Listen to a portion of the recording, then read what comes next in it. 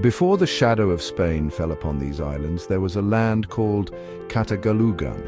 It was a land of lush forests and fertile fields, a land where rivers flowed freely and the sea teemed with life. The Tagalog people thrived in this paradise. They were skilled farmers, fishermen, and artisans, their lives interwoven with the rhythms of nature. The Tagalogs were a proud and independent people. They had their own system of government, their own laws, and their own culture. They traded with their neighbors, sailed the seas, and lived in relative peace and prosperity. Their lives were not without challenges, but they faced them together, bound by a shared heritage and a common destiny. Life in Catagalugan was simple, yet fulfilling. The people were deeply connected to the land and to each other. Their lives were governed by ancient traditions and a deep respect for the natural world. It was a time of innocence, a time before the arrival of the conquistadors and the upheaval that followed. The arrival of the Spaniards in the 16th century marked a turning point in the history of the Tagalog people. These strangers from a distant land came bearing promises of friendship and progress. They spoke of a new god and a new way of life, offering trinkets and tales of distant lands to win the trust of the natives. The Spaniards, with their superior weaponry and cunning tactics, gradually asserted their dominance over the archipelago. They introduced Christianity, imposing their religion and culture upon the indigenous population. The Tagalogs, initially welcoming and hospitable, found themselves drawn into a complex web of alliances and conflicts. Among the most enduring symbols of this encounter was the Sanduguan, or blood compact. This ancient ritual, intended to solidify alliances, involved the mixing of blood from two individuals, signifying a sacred bond of brotherhood. It was a gesture of trust, a symbol of unity between two peoples. The Spaniards, however, proved to be untrustworthy allies. The blood compact, a sacred pact in the eyes of the Tagalogs, was disregarded by the colonizers. The promises of friendship and prosperity rang hollow as the true intentions of the Spaniards became painfully clear. The Spaniards, driven by greed and a lust for power, began to exploit the resources and people of the islands. They demanded tribute, imposed forced labor, and seized control of the land. The Tagalogs, once free and independent, found themselves subjected to the will of a foreign power. The once thriving trade networks were disrupted, and the traditional economic systems were replaced with policies that benefited the colonizers. The Spaniards, with their insatiable appetite for wealth, bled the islands dry, enriching themselves at the expense of the native population. The imposition of Christianity was not merely a matter of faith, it was a tool of conquest. The Spaniards, under the banner of the cross, sought to eradicate the indigenous beliefs and practices of the Tagalog people. Ancient rituals were condemned as paganism, and traditional ways of life were suppressed. The friars, with their absolute authority, became powerful figures in the new colonial order. They controlled education, healthcare, and even the most intimate aspects of people's lives.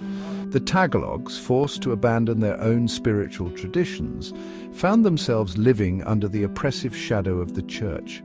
The once vibrant and diverse cultural landscape of the islands was systematically dismantled. The Spaniards, driven by a sense of cultural superiority, sought to replace it with their own language, religion, and customs. The Tagalogs, their voices silenced, their traditions suppressed, were forced to assimilate or face the consequences. Section 5. Lost Voices, Lost Ways. Generations born under Spanish rule grew increasingly distant from their ancestral heritage.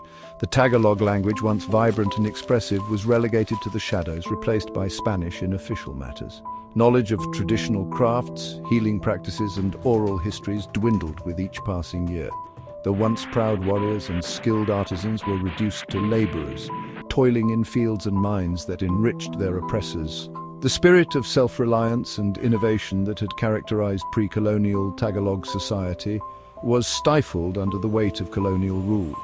This loss of identity and cultural heritage had a profound impact on the Tagalog psyche. A sense of despair and resignation settled over the land, as if the very soul of the people had been extinguished. Section 6. The Seeds of Discontent. Yet, Even in the darkest of times, the flame of resistance flickered. The injustices inflicted upon the Tagalog people, the broken promises, the exploitation and the suppression of their identity sowed the seeds of discontent.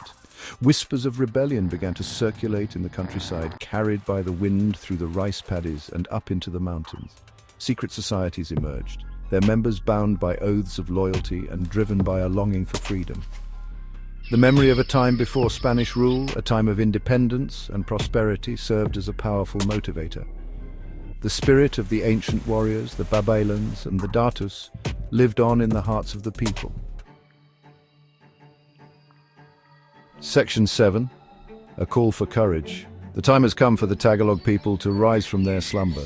The chains of oppression, forged in deceit and enforced through brutality, can be broken. We must remember who we are. The inheritors of a proud and ancient lineage, we must rediscover the strength that lies dormant within us, the courage of our ancestors who faced down storms and sailed uncharted seas. We must unite as one people, casting aside our differences and standing together against tyranny. The path to liberation will be fraught with peril, but the price of freedom is always paid in blood and sacrifice. We must be fearless in the face of adversity, unwavering in our resolve. The future of our children, the destiny of our nation rests upon our shoulders. Section 8. Reclaiming our birthright. The time for mere talk is over. The hour for action has arrived. We must cast off the shackles of colonialism and reclaim our birthright, the right to self-determination, the right to chart our own destiny.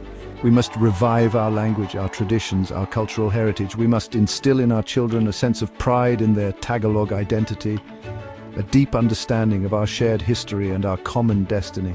Let us build a nation where justice reigns, where every citizen is treated with dignity and respect, where the fruits of our labor benefit our own people. Let us create a society that reflects our values, our aspirations, our dreams. Section 9. A brighter dawn. The struggle for freedom is a testament to the indomitable spirit of the Tagalog people. It is a beacon of hope, illuminating the path towards a brighter future. Let us honor the sacrifices of those who came before us by dedicating ourselves to the cause of liberty and justice. The journey ahead will be long and arduous, but we must never lose sight of our ultimate goal, a free and sovereign nation for ourselves and for generations to come. Let the spirit of resistance burn brightly in our hearts, guiding us towards a future where the Tagalog people can finally claim their rightful place in the world.